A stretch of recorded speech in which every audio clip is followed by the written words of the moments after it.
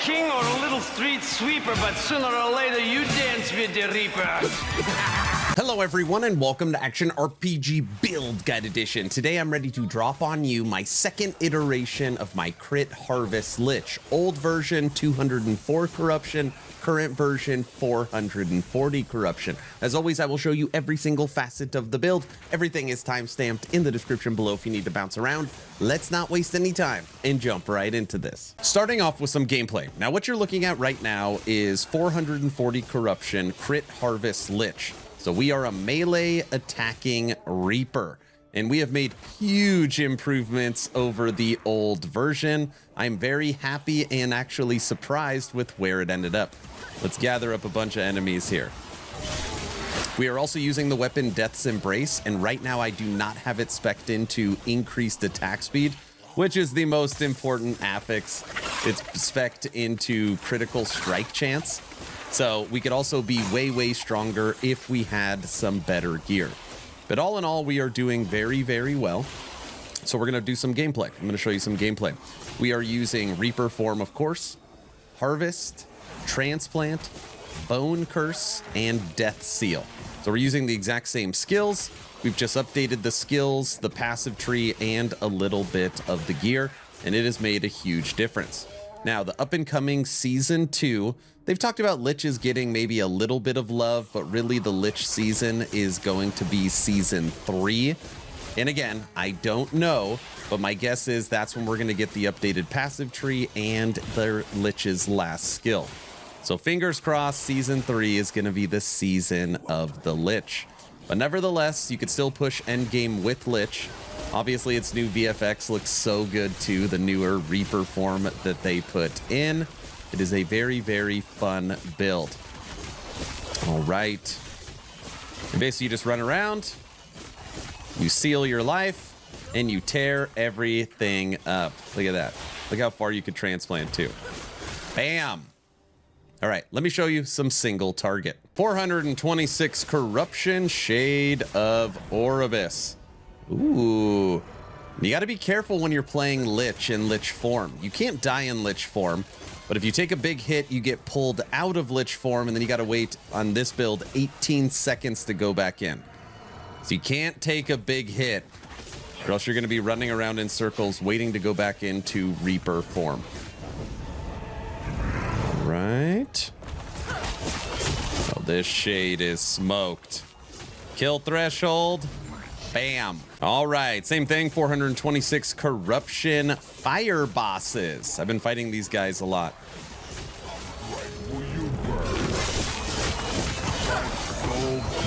All right, 2 down, 1 to go. See, here's the perfect example. I have been pulled out of Reaper form. So now we're just a lonely running Acolyte, which you have to be very careful of. All right, we are back. Come here. Good night. Let me show you how to recreate this build. So now let's break down the skills for our Crit Harvest Lich with the quintessential skill, Yes Harvest. First thing you want to do is come straight down and get Harrowing Blade and Life Eater. This is going to give you health per intelligence. So if you got 100 intelligence, it's going to give you 100 life per swing, and it's going to give you some necrotic shred. You then want to come to the left and get Great for bigger area. Waystone for crit chance is 9% base crit chance, which is huge. And then you need Symbol of Loss, which is marked enemies take 65% damage. Now, to mark an enemy, it just needs to have a curse, and almost all enemies you fight will have 2 curses on them, which I will talk about. You then want to come up and put 3 points into Putrid Reaper and Death Inside. Basically, what these 3 points get you is 10 stacks of poison. We don't care about poison damage, but 10 stacks of poison is going to give you a 30% multiplier to your harvest. Again, big boost to your damage. The final 4 points, which I wish I had 5 points, is Learned Weakness, and this is Global Critical Strike Chance and Crit Multiplier. Okay, so that's Harvest. Moving over to Reaper form, we are a Lich. First thing you want to do is come up, give you more damage and more crit, and more attack speed. So literally your first 11 points, very easy, just go north. You then want to come straight down here and you want to get Death Touch for necrotic damage and Executioner for a 50% multiplier or 50% critical strike multiplier. You then want to come to the right and get Reap cooldown and Unholy Dominion. Unholy Dominion allows you to use Reap and Transplant separately. So basically for this build, you get 2 movement skills. Now the final 6 points, you put 2 into Decay to get you 4 into Soul Shroud. Soul Shroud is going to give you 4 armor per intelligence. So again, if you have 100 intelligence, it's going to give you 400 base armor. And if you are struggling at all with resistances, Vile Shroud will take care of necrotic and poison. I don't need this 1 point because my gear and passives take care of poison and necrotic resistance. But if you need it, you could pull a point out of here, pull a point out of here to get 2 resistances taken care of. Moving on to Bone Curse, maybe one of the most important skills for this build.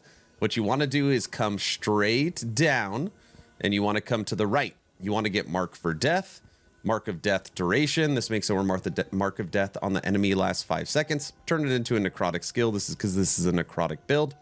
Then come to the left and get Bone Armor for more survivability. You're then going to come up. You're going to get Slow Chance and you're going to get Chill Chance. Okay. So Bone Curse is putting 2 curses on the enemy, Bone Curse and Mark for Death. It is giving you Bone Armor. It's giving you slow or putting slow on the enemies and chill. It is such a great utility skill. And again, because of Bone Curse, it gives that harvest that 65% multiplicative damage. Moving over to your movement skill, Transplant. First thing you want to do is come to the left and get better cooldown so you could use it more often. Then you're going to come up and over for Bone Armor on teleport and longer Bone Armor duration. You're then going to come straight down over here. You're going to get Haste and Frenzy after you use Transplant. And then you want to come over and get your kill threshold here. If you don't want to get your kill threshold through Transplant, technically you could get it up here as well on Bone Curse, but I like having it on Transplant. And then you're going to Bone Curse on arrival.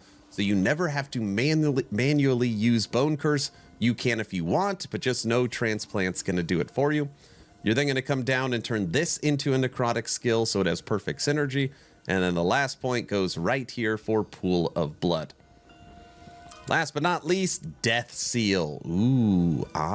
Death Seal. First thing you want to do is you want to come to the left, more damage, and you want the waves. You want the Mortal Pulse of Death Seal. You're then going to come to the left and you're going to get armor per sealed and you're going to seal at 33% of your life. You want it to be as low as possible so you get a big boost.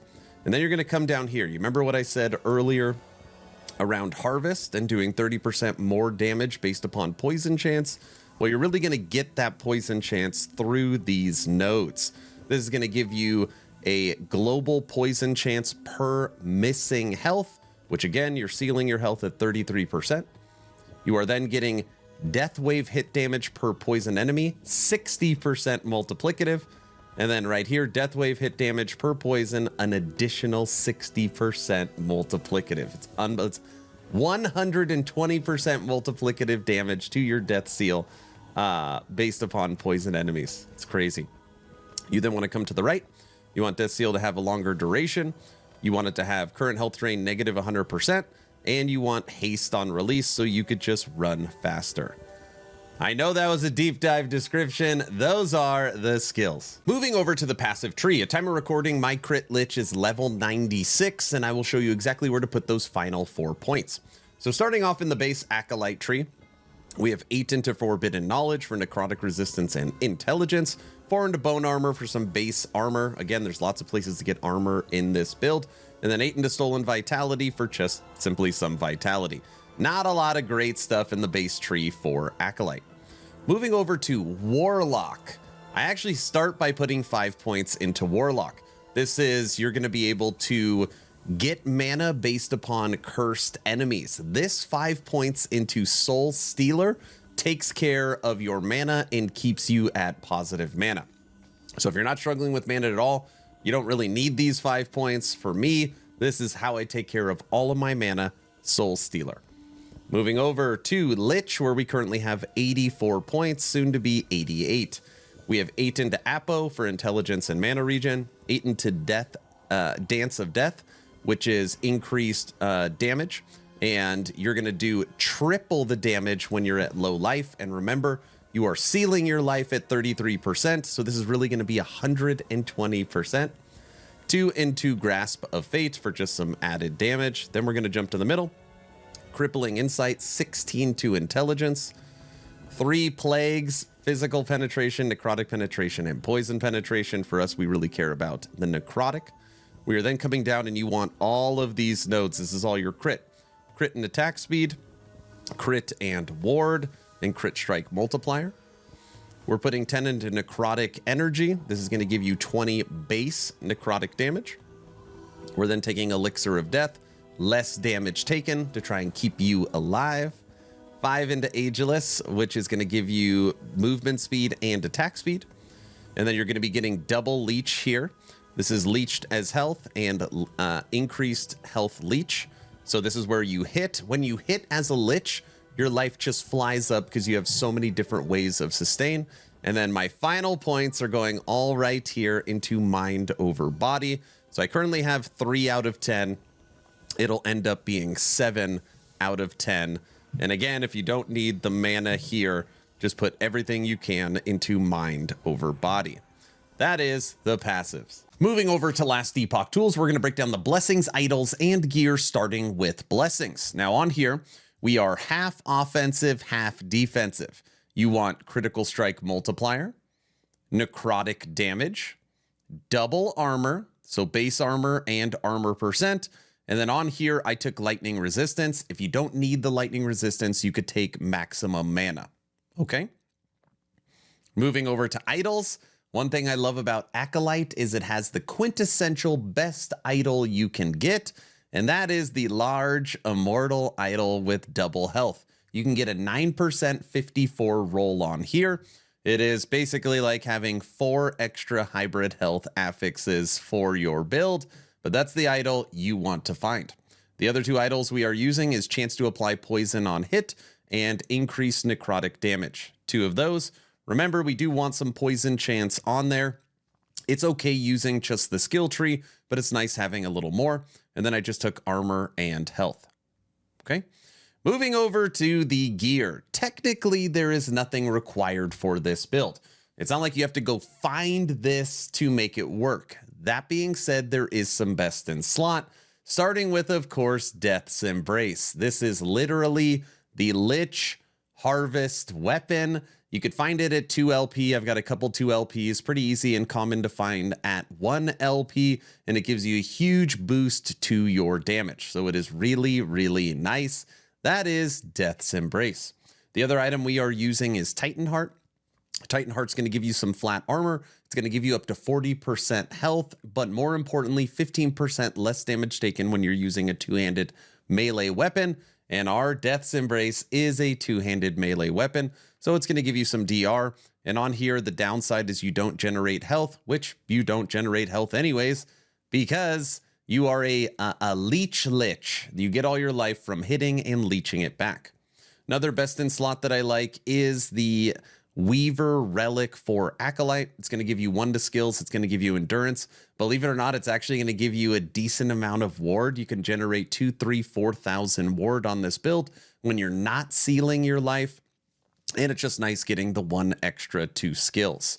Another item we are looking at is I am using a Bleeding Heart, which is going to give you up to 9% damage leeched as health.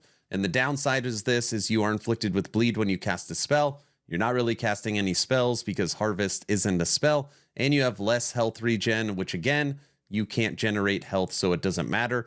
And this item is practically free even at 3 LP. It is a very, very cheap item. Now, you could use an Oracle Amulet. If you just don't even want to use a unique, you could use an Ominous for 1 to skills and resistances. You could use a Nihilus for 2 to skills. If you get a good roll, you get a whole bunch of bonuses as well. So there's lots of options in the amulet category. Now, other items we are using: Helmet, Intelligence, necrotic damage while transformed, Belt, necrotic damage, cleanse, double health. Boots, int movement speed, health, and armor. Gloves, increased attack speed, int, double health. Ring, int necrotic resistances. Ring, int necrotic resistances. Now, I forgot to mention one thing before we move off of gear, and that is on your Death's Embrace, you want increased melee attack speed. In all the gameplay and everything you saw, I actually don't have this affix right now on my Death's Embrace. I have critical strike chance, so you want attack speed on your weapon, and you want melee attack speed on your gloves. That is the gear. So now let's talk about some leveling tips and tricks. This is not a leveling guide, but it helps get you pointed in the right direction. What's great about Crit Harvest Lich is you can start building it from the very beginning. And the first skill you would take is, of course, Harvest. And what's great about Harvest is right off to the right here, you could get Final, which is 12% kill threshold. So you can get a kill threshold on your first skill in your first node, which is great for traversing the campaign. I would literally then come straight down and get some necrotic resistant shred. You can get some leech if you wanted it, and then you just go right into snagging the nodes you need for the build to the left. So Harvest would be the first skill I take. The second skill I would take is Transplant. And the first thing I would do is I would come down for Haste and Frenzy, come down and snag Doombringer so that you can manually or automatically cast your Bone Curse, okay? I would then come up and just do, again, your normal bone armor and cooldown recovery speed. So you're going to have your Bone Curse, you're going to have Frenzy and Haste so you could traverse quicker, and you will have your cooldown recovery speed. And you guessed it, third skill you would take is actually Bone Curse. And yes, you would come straight down here and get Mark of Death. So those three skills, Harvest, Bone Cursed, and Transplant, you will fly through the campaign.